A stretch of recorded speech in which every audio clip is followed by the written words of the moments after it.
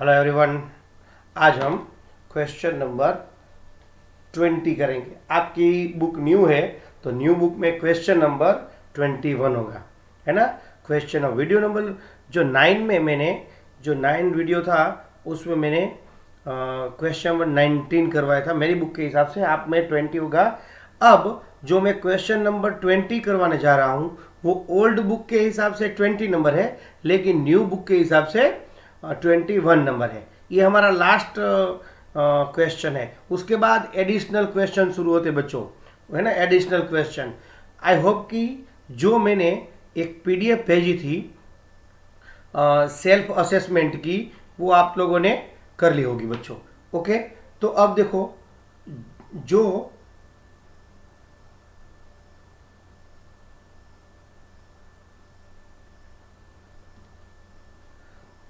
आपने तो अगर वो नहीं की है तो ये चैप्टर खत्म होने तक आप पूरी कर देना। 1 to 20 क्वेश्चन है। उसके बाद 2 चैप्टर हैं बच्चों, उसमें कोई असेसमेंट नहीं आएगा, सेल्फ असेसमेंट। उसके बाद 9th चैप्टर में आपको बहुत बड़ा असेसमेंट आएगा, सेल्फ असेसमेंट, क्योंकि वो चैप्टर इम्पोर्टेंट है। ओके बच्चों, तो इसके बाद जो 2 चैप्टर है वो बहुत छोटा छोटा चैप्टर है, लेकिन कंसेप्चुअली बहुत इम्पोर्टेंट है ना। तो आपको ये 2 चैप्टर छोटे हैं तो वो आपको जितना मैं करवाऊँ ना वीडियो लेक्चर में उतना ही करना है, उससे ज़्यादा कुछ भी आपको करना नहीं है बच्चों। आई होप कि आपको समझ में आ गया होगा। अब देखो,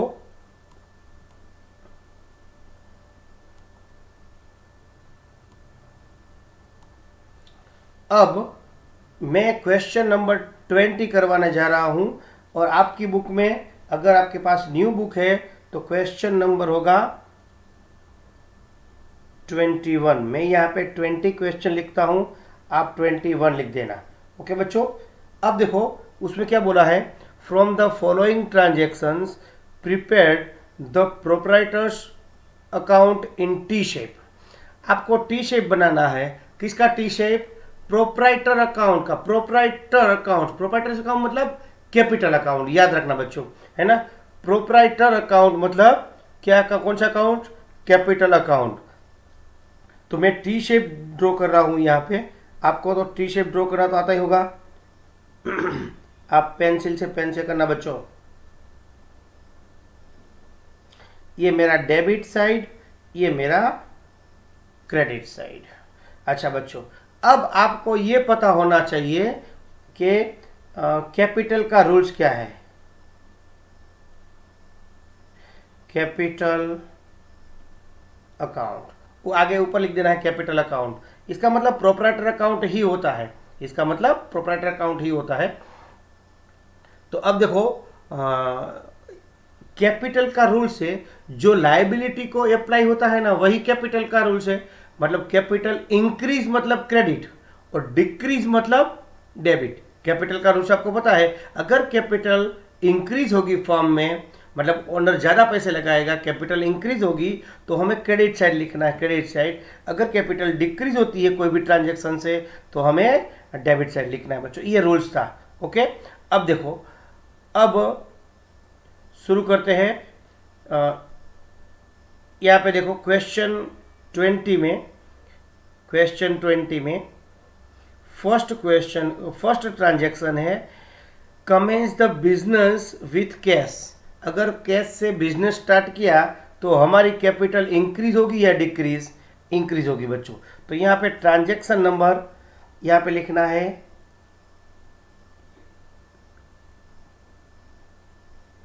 अप्रैल 1।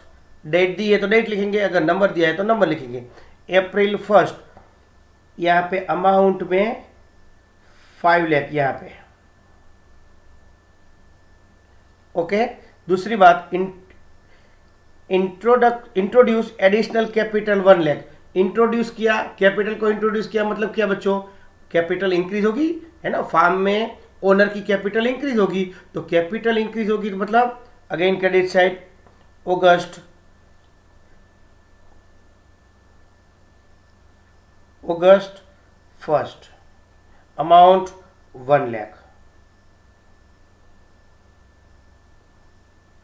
है ना।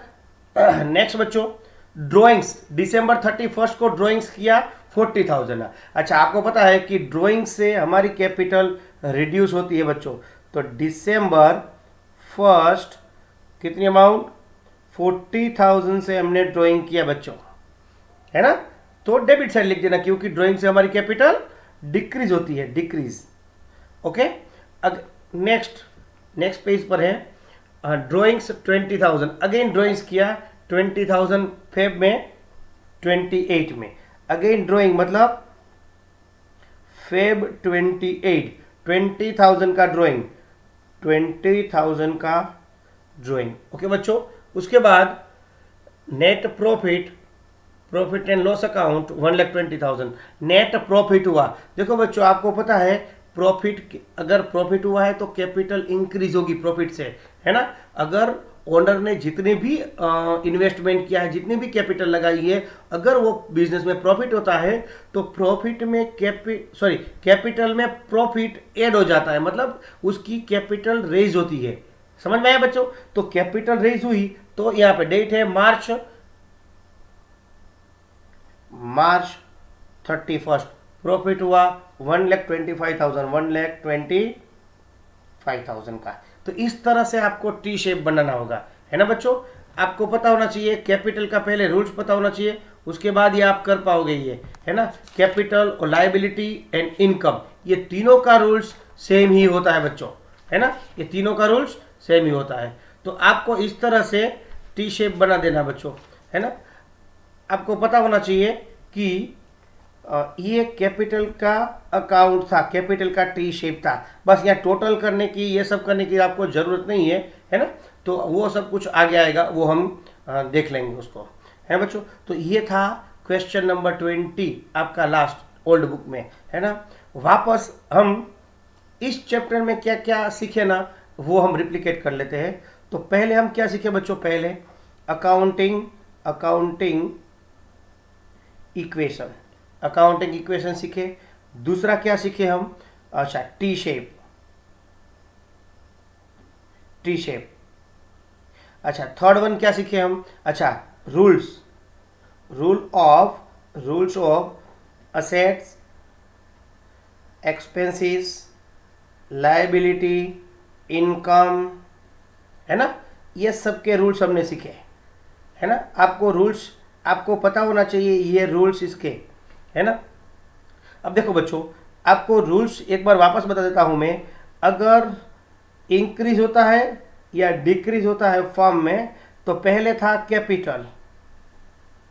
वापस एक बार रिवाइज कर लेते हैं। कैपिटल इंक्रीज होता है तो क्रेडिट होता है, और डेबिट होता है डिक्रीज होता है। अच्छा, कैपिटल के बाद लायबिलिटीज इंक्रीज होती है तो क्रेडिट, डिक्रीज होती है तो डेबिट। वैसे ही इनकम इंक्रीज होती है तो क्रेडिट, डेबिट डिक्रीज होती है। तो ये तीनों का एक ग्रुप है बच्चों, ये तीनों की सेम इफेक्ट होती है ना। अब दूसरा ग्रुप है ना असेट इंक्रीज होती है तो डेबिट, डिक्रीज होती है तो क्रेडिट। असेट्स के बाद नया रूल्स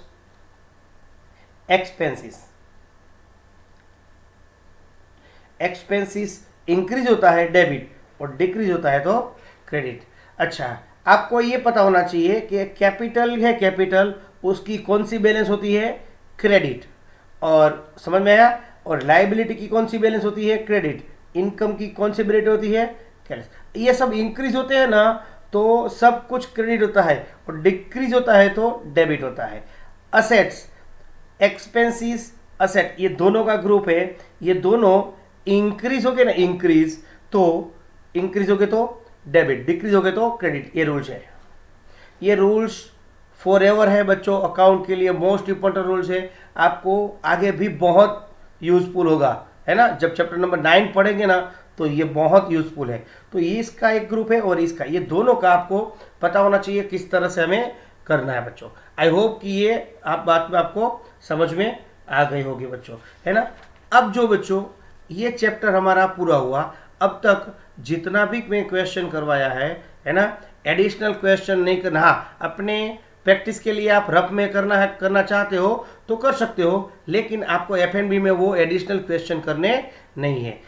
अब देखो बच्चों कि आप ये चैप्टर अच्छी तरह से कंप्लीट कर लेना एफएनबी में, उसके बाद शीट भी कर लेना, जो मैंने शीट दी है वो पीडीएफ है ना, जिस बच्चे को भी पीडीएफ नहीं मिली है वो कॉल करके या अपने फ्रेंड सर्कल में किसी से भी ले ले, है ना, और ये कंप्लीट कर ले। ओके बच्चों, अब देखो बच्चों ये चैप्टर हमारा था 6th, है ना, अकाउंटिंग इक्वेशन।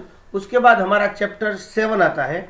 7 चैप्टर आज हम शुरू करेंगे, चैप्टर नंबर 7। तो देखो बच्चों चैप्टर नंबर 7 है double entry system. Chapter number 7 है हमारा डबल एंट्री सिस्टम।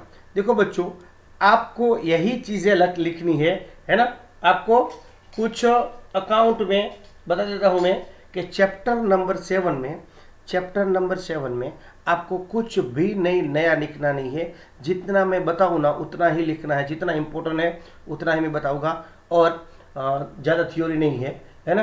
तो बहुत सारी थ्योरिकल है लेकिन अंडरस्टैंडिंग के बेस पर थियरी है।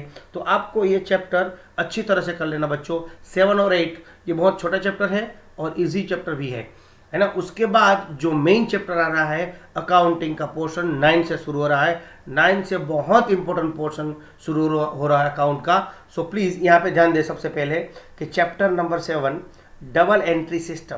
आपको डबल एंट्री इसका मीनिंग ही पता चल गया होगा कि इसकी कुछ 2 की बात कर रहे होंगे, डबल एंट्री सिस्टम। अब सबसे पहले उसका मीनिंग देखो बच्चों। Every business transaction has a 2-fold effect. कोई भी बिजनेस ट्रांजेक्शन हो उसकी 2-fold इफेक्ट होती है, मतलब ड्यूल इफेक्ट होती है। आप सीख गए अकाउंटिंग इक्वेशन में, है ना, 2 कोई भी इफेक्ट होती थी, एक असेट साइड एक लायबिलिटी साइड, है ना। तो यहाँ पे कोई भी ट्रांजेक्शन हो मिनिमम कितनी इफेक्ट होगी बच्चों? कोई भी ट्रांजेक्शन की 2 इफेक्ट होगी। 2-fold इफेक्ट मतलब 2 इफेक्ट, है ना। अच्छा, and that is affect 2 accounts. और कोई भी ट्रांजेक्शन हो ये 2 इफेक्ट है और 2 अकाउंट को इफेक्ट करता होगा। आप कोई भी ट्रांजेक्शन ले लो बच्चों, उसमें मिनिमम 2 अकाउंट तो हो गए ही। जैसे कि एग्जांपल देता हूं मैं, परचेज गुड्स फॉर कैश। तो ये कौन सा हुआ? एक हमारे पास गुड्स आएगा और कैश जाएगा, तो 2 अकाउंट हुए, एक कैश का और एक परचेज का, मतलब गुड्स का, स्टॉक का। तो इस तरह से कोई भी ट्रांजेक्शन ले लो आप बच्चों कि मिनिमम उसमें 2 अकाउंट तो अफेक्टेड हो गए ही, है ना। कोई भी मिनिमम 2 से ज्यादा भी हो सकते हैं लेकिन मिनिमम 2 अकाउंट तो अफेक्ट हो गए ही।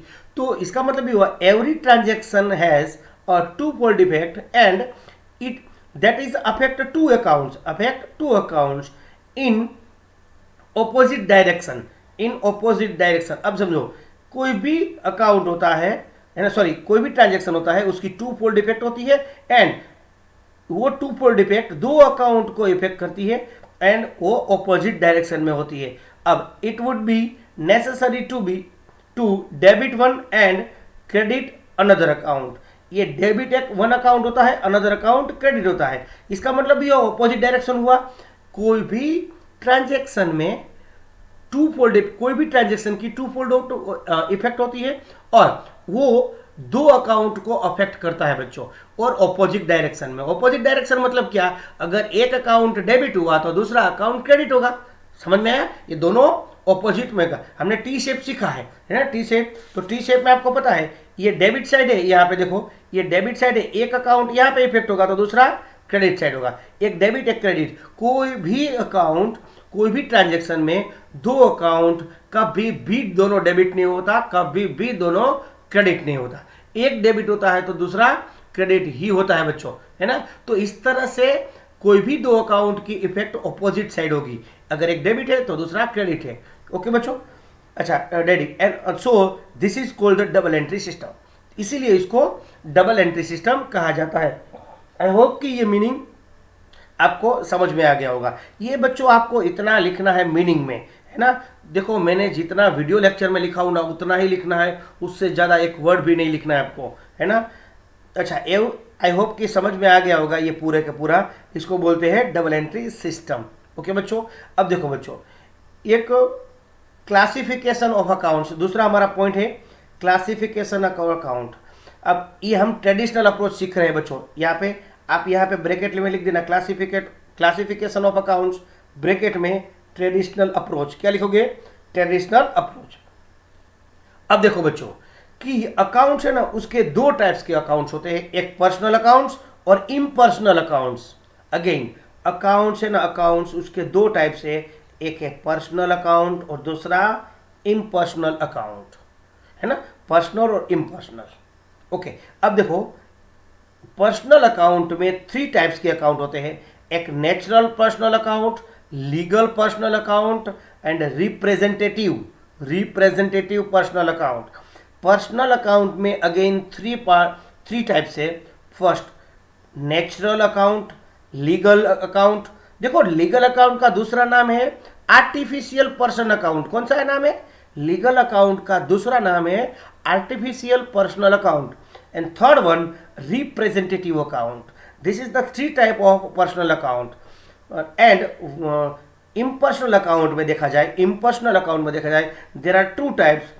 First real account, second nominal account. Again impersonal account में दो टाइप्स के अकाउंट होते हैं, एक real account and nominal account. I hope कि समझ में आ गया होगा ये चार्ट। फिर से अकाउंट्स के टाइप्स कितने हैं, कौन से अप्रोच से? ट्रेडिशनल अप्रोच से। तो ट्रेडिशनल अप्रोच में personal account and impersonal account. Personal account में तीन टाइप्स के, नेचुरल पर्सनल अकाउंट, लीगल या artificial personal account and representative accounts. I hope कि ये तीनों आपको समझ में आ गई। ये तीनों किसके टाइप से? पर्सनल अकाउंट्स के टाइप से। इम्पर्सनल अकाउंट में real account and nominal account. Okay बच्चों, तो इस तरह से आपका ये क्लासिफिकेशन हुआ है। आपको इस तरह से चार्ट ड्रॉ करके आपको लिख लेना है बच्चों। अच्छी तरह से चार्ट ड्रॉ करना है ना, मेरा थोड़ा गंदा हो गया लेकिन आप अच्छी तरह से ड्रॉ करना। अब देखो बच्चों, अब हमारा फर्स्ट कौन सा अकाउंट था? पर्सनल अकाउंट, है ना। तो अब पर्सनल अकाउंट में कौन कौन से किस तरह से होता है ना बच्चों, वो हम देखेंगे। हमारे पर्सनल अकाउंट में क्या क्या आता है ना, वो देखेंगे। सबसे पहले हमारे पर्सनल अकाउंट में उसकी डेफिनेशन आएंगे, मतलब उसमें क्या क्या इंक्लूड होता है वो देखेंगे सबसे पहले, है ना। देखो फर्स्ट वन हमारा पर्सनल अकाउंट्स, फर्स्ट मतलब ये वाला पर्सनल अकाउंट्स। उसमें क्या है देखो, सुनो, में लिखा हुआ है the accounts which relate to an individual, मतलब कोई इंडिविजुअल हो उसका, फर्म, कंपनी और any institutions are called personal account. Personal account मतलब बच्चों कोई भी इंडिविजुअल, मतलब कोई भी व्यक्ति हो उसका, है ना, कोई भी इंडिविजुअल मतलब ह्यूमन बीइंग, कोई भी व्यक्ति हो या कोई स्कूल हो या कोई इंस्टीट्यूशन हो, कोई फार्म हो, कोई कंपनी हो, है ना, तो उसको हम पर्सनल अकाउंट में डालेंगे, उस कैटेगरी को। आई होप कि पर्सनल के अकाउंट की कैटेगरी में क्या क्या आएगा, एक इंडिविजुअल है, कोई फर्म है, कोई कंपनी है, कोई इंस्टीट्यूशन है, कोई क्लब है ना, कोई स्कूल है, ये सब जिसके नाम होते हैं, है ना, नाम होते हैं, वो सब किस में आएगा? पर्सनल अकाउंट में। ये सब इंडिविजुअल है। ओके बच्चों, तो देखो पर्सनल अकाउंट का रूल्स क्या है। देखो ये रूल्स कि डेबिट दो साइड होती है हमारी, है ना, तो पर्सनल अकाउंट को किस साइड लिखेंगे, डेबिट लिखेंगे या क्रेडिट लिखेंगे? डेबिट क्रेडिट का रूल्स हर एक का होता है। ये सब अकाउंट है ना, उसके डेबिट क्रेडिट के रूल्स है। तो यहाँ पे देखो रूल्स, मतलब पर्सनल अकाउंट का रूल्स है debit the receiver and credit the giver. अगर debit the receiver and credit the giver, अगर कोई भी पर्सन या कोई भी इंस्टीट्यूट, कोई भी फर्म, कोई भी कंपनी या कोई भी इंस्टीट्यूशंस, कोई भी स्कूल, कोई भी क्लब अगर रिसीवर है तो डेबिट साइड लिखेंगे। कोई भी चीज़ वो रिसीवर है तो डेबिट साइड, अगर गिवर है तो क्रेडिट साइड लिखेंगे, है ना। इस तरह से आपको डेबिट कौन सा अकाउंट को डेबिट करना है, मतलब कौन सा अकाउंट डेबिट साइड लिखना है, कौन सा अकाउंट क्रेडिट करना है, ये हमारा रूल्स था। पर्सनल अकाउंट का रूल्स क्या है बच्चों? पर्सनल अकाउंट का रूल्स है debit the receiver, credit the giver. Rules क्या हुआ पर्सनल अकाउंट का, और पर्सनल अकाउंट में कौन सी चीजें आएगी, पर्सनल अकाउंट में कौन कौन से अकाउंट को इंक्लूड किया जाएगा। तो ये आपने दो चीज यहाँ पे इंपॉर्टेंट है आपके लिए कि पर्सनल अकाउंट मतलब कौन सा वाला अकाउंट, उस कैटेगरी में किस अकाउंट को इंक्लूड करेंगे। तो एक तो individual, firm, company, any institutions, club, school, जिसका भी नाम हो, आर्टिफिशियली जिसका नाम हो, है ना, उस नाम को हम पर्सनल अकाउंट में डालेंगे बच्चों। ओके बच्चों, तो उसका रूल्स क्या है? Rules, debit the receiver and credit the giver. ये मोस्ट इंपॉर्टेंट रूल्स है बच्चों, है ना। आई होप कि आपको समझ में आ गया होगा। हम ये जो अकाउंट के टाइप सीख रहे हैं उसके रूल्स सीखे। ये रूल्स है वो ट्रेडिशनल अप्रोच के बेस पर है। ये जो रूल्स बनाया गया है वो ट्रेडिशनल अप्रोच है। अगर आप स्टेट बोर्ड में जाओगे ना बच्चों, स्टेट बोर्ड में, तो स्टेट बोर्ड में ये रूल चलेगा, यही रूल चलते हैं, है ना। कहीं भी जाओगे ना ये रूल चलते हैं। हम एक ट्रेडिशनल अप्रोच है और एक इंग्लिश अप्रोच है, मतलब मॉडर्न अप्रोच, वो भी सीखेंगे, है ना।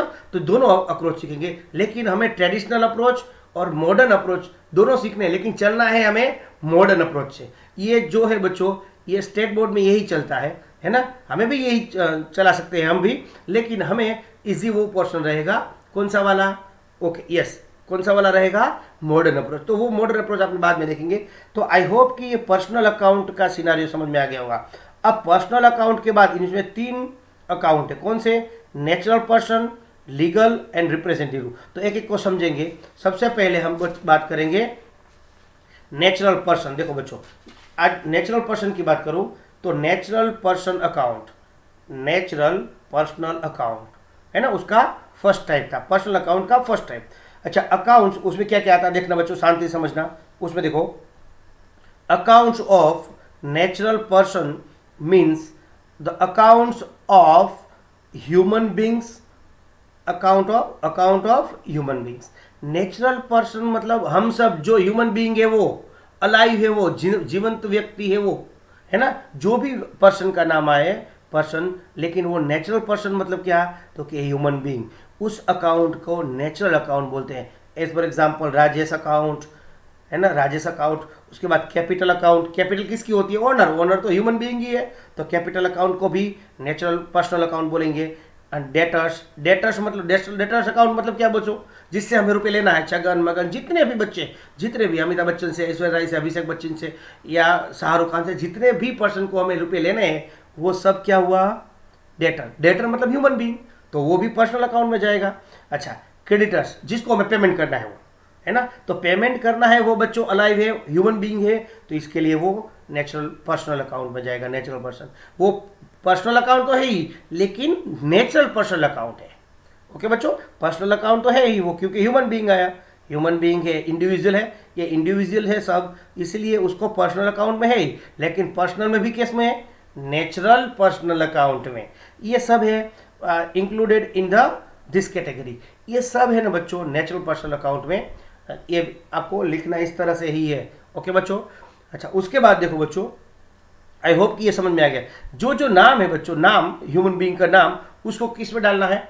ओके, नेचुरल पर्सन अकाउंट में। उसके बाद बच्चों देखो यहाँ पे आर्टिफिशियल या लीगल पर्सनल अकाउंट, आर्टिफिशियल या लीगल पर्सनल अकाउंट।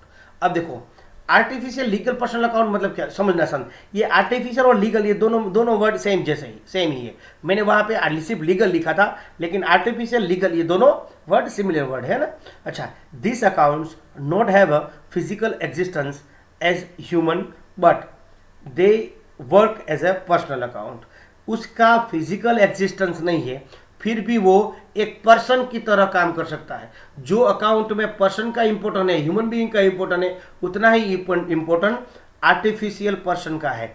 अब देखो, फॉर एग्जांपल कोई भी फर्म है, देखो फर्म है ना वो बच्चों इंडिविजुअल है, मतलब वो पर्सन है, पर्सनल है, लेकिन वो आर्टिफिशियल पर्सन है। उसको वो ह्यूमन बीइंग की तरह उसका एग्जिस्टेंस नहीं है ना, वो अलाइव नहीं है ना, ह्यूमन बीइंग की तरह। ये जो है ना वो रूल्स के हिसाब से, गवर्नमेंट के लॉ के हिसाब से एग्जिस्ट करती है। कोई भी फार्म हो, कंपनी हो, इंस्टीट्यूशन हो, स्कूल हो, बैंक हो, क्लब हो, गवर्नमेंट डिपार्टमेंट, ये सब बच्चों आर्टिफिशियल या लीगल पर्सन है। आर्टिफिशियल या लीगल पर्सन है, वो ह्यूमन बीइंग की तरह ही है, लेकिन वो ह्यूमन बीइंग की तरह अलाइव नहीं है, लेकिन उसका एग्जिस्टेंस किसके थ्रू है? लॉ के, गवर्नमेंट के थ्रू, लॉ के थ्रू। इसीलिए उसको आर्टिफिशियल या लीगल पर्सन कहा जाता है। तो इस तरह से आपको ये जो नाम दिए मैंने, company, firm, institution, school, bank, club, government department कोई भी हो, वो सब कौन से कैटेगरी में आएगा बच्चों? आर्टिफिशियल या लीगल पर्सनल में। ओके, आई होप कि ये आपको समझ में आएगा, ये भी आपको लिखना है इस तरह से। नेक्स्ट है, देखो वीडियो पॉज करके आप अच्छी तरह से लिख लेना अच्छी राइटिंग में। ओके बच्चों, मेरी राइटिंग तो जैसे ही खराब होती है पहले से ही, जन्म से ही, है ना। सो प्लीज आप अच्छी तरह से राइटिंग में सीख लेना। रिप्रेजेंटेटिव अकाउंट, रिप्रेजेंटेटिव अकाउंट, ये थोड़ा अजीबोगरीब है बच्चों। रिप्रेजेंटेटिव अकाउंट, कोई भी पर्सन हो तो पर्सनल अकाउंट है बच्चों, है ना। पर्सनल अकाउंट में 3 टाइप्स है। पहले हमने सीखा पहले हमने कौन सा अकाउंट सीखा, यस, है ना, नेचुरल पर्सनल अकाउंट। दूसरा कौन सा सीखा, आर्टिफिशियल, यानी कि लीगल पर्सनल अकाउंट। थर्ड ये हमारा है रिप्रेजेंटेटिव पर्सनल अकाउंट। देखना बच्चों, व्हेन एन अकाउंट, ये है ना बच्चों, ये शॉर्ट फॉर्म है अकाउंट का। When an account represent the particular person और group of person, it is the term representative account. अच्छा,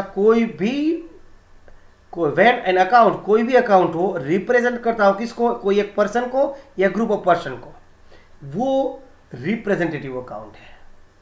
मान लो कि सुनो पहले कि रिप्रेजेंटेटिव अकाउंट और रिप्रेजेंटेटिव पर्सनल अकाउंट। अब देखो बच्चों, फॉर एग्जांपल आउटस्टैंडिंग सैलरी, देखो सैलरी ये है ना, आउटस्टैंडिंग सैलरी आउटस्टैंडिंग हो, मतलब कि मेरे पास बच्चों सुनो कि 10 पर्सन काम कर रहे हैं, एम्प्लॉय मेरे 10 एम्प्लॉय है मेरे पास, वो वर्क कर रहे हैं, उसको मैंने 4 एम्प्लॉय को सैलरी दे दी और 1 महीना होने के बावजूद बाकी के 6 एम्प्लॉय को सैलरी नहीं दी। वो 6 को 6 की सैलरी अभी देनी बाकी है ना। तो वो जो भी 6 के 6 बंदे हैं वो इस कैटेगरी में आएंगे, है ना, आउटस्टैंडिंग सैलरी के कैटेगरी में। तो आउटस्टैंडिंग सैलरी है ना, उसको रिप्रेजेंटेटिव करता है कि जिसकी सैलरी अभी पेड होनी बाकी है, yet not to be paid, है ना, जिसको सैलरी पे नहीं की है। उसमें कोई एक व्यक्ति नहीं है इसमें, है ना, ये पूरा ग्रुप है जिसको सैलरी पे नहीं हुई है। तो इस तरह से आउटस्टैंडिंग सैलरी है ना बच्चों, वो कौन से अकाउंट में आएगा, रिप्रेजेंटेटिव। आउटस्टैंडिंग देखो, ये है ना, आउटस्टैंडिंग है, प्रीपेड है, एक्रूड है, अनअर्न है, ये सब वर्ड ऐसे है कि जो रिप्रेजेंटेटिव को रिप्रेजेंट करता है ना, रिप्रेजेंटेटिव अकाउंट पर्सनल अकाउंट को रिप्रेजेंट करता है। कौन कौन से वर्ड होंगे, आगे क्या होगा, प्रीफिक्स क्या होगा, outstanding, prepaid, accrued and unearned. ये सब है ना बच्चों, कौन से अकाउंट को रिप्रेजेंट करता है, रिप्रेजेंटेटिव पर्सनल अकाउंट में इंक्लूड होता है। तो जिसके आगे आउटस्टैंडिंग आए, प्रीपेड आए, एक्रूड आए, अनअर्न आए, तो ये सब कौन से अकाउंट होंगे बच्चों, representative personal account. Representative personal account किसी एक ग्रुप को, एक ग्रुप ऑफ पर्सन को रिप्रेजेंट करता है ना बच्चों। तो इस तरह से रिप्रेजेंटेटिव अकाउंट। अब मैं समझा दूं एक आउटस्टैंडिंग मतलब हमें पे करना जिसको बाकी होगा ना बच्चों, उसको आउटस्टैंडिंग बोले। प्रीपेड, हमने एडवांस में पे कर दिया होगा, उसको प्रीपेड कहते हैं। अच्छा, एक्रूड मतलब हमारी इनकम होगी लेकिन मिली नहीं है, उसको बोलेंगे एक्रूड, है ना। एक्रूड मतलब क्या, कि हमारी इनकम हुई है। अब मानो कि इंटरेस्ट हमारी फर्स्ट डेट को मिलने वाला था, लेकिन इंटरेस्ट हमें फर्स्ट डेट को मिला नहीं। आज 5 तारीख होगी मान लो, फॉर एग्जाम्पल 1 तारीख को मुझे इंटरेस्ट मिलने वाला था, तो 5 डेट हो गई, तो उसको एक्रूड इंटरेस्ट बोलेंगे, क्योंकि मुझे मिलने वाला कब था, फर्स्ट डेट को, 5 डेट तक मिला नहीं है। इसका मतलब 5 डेट को उसको क्या बोलेंगे, एक्रूड इनकम बोलेंगे। ये एक्रूड इनकम और अनअर्न्ड इनकम, ये दोनों सेम ही बच्चों, ये वर्ड और ये वर्ड, ये दोनों वर्ड सेम है, unearned income, earn income. Okay बच्चों, तो इस तरह से आपको इसमें एडवांस पेड, प्रीपेड को एडवांस पेड भी बोलते हैं बच्चों। तो इस तरह से आउटस्टैंडिंग, प्रीपेड या एडवांस पेड, एक्रूड, अनअर्न्ड, ये सब जब भी आगे वर्ड आए कोई भी अकाउंट के आगे, तो वो रिप्रेजेंटेटिव वर्ड होते हैं बच्चों। कौन से वर्ड होते हैं, रिप्रेजेंटेटिव वर्ड। तो ये हमने आज कौन से अकाउंट देखे, पर्सनल अकाउंट। पर्सनल अकाउंट में 3 थे, नेचुरल, आर्टिफिशियल एंड रिप्रेजेंटेटिव। तो देखो बच्चों, आज हमने डबल एंट्री सिस्टम का अकाउंट का स्टार्ट किया है। इसमें इतनी चीज़ें दिखी है, तो आप साथ साथ में लिखते भी जाना। ओके बच्चों, कोई भी प्रॉब्लम हो तो मुझे फ़ोन करके पूछ लेना बच्चों, है ना। अब एकदम अच्छी तरह से समझना, क्योंकि अकाउंट बहुत इंपॉर्टेंट सब्जेक्ट है। 11th में अच्छी तरह से पढ़ चुके ना, तो ही आपको 12th में अकाउंट का पता चलेगा, और अदरवाइज आपको 12th में कुछ भी पता नहीं चलेगा। इस बार बहुत अच्छा अकाउंट का रिजल्ट आया है, और कंपार्टमेंट भी अकाउंट में ही आया है। सो प्लीज़ अच्छी तरह से वर्क करना। कुछ भी समझ में नहीं आए तो आप कभी भी कॉल कर सकते हो, है ना बच्चों। लेकिन एक रिक्वेस्ट है कि 9 to 12 के बीच में ही मॉर्निंग के सेशन में हम स्कूल होते हैं तभी आपको फ़ोन करना होगा। आई होप कि ये वीडियो आपको समझ में आ गया होगा। थैंक यू बच्चों। Okay bye.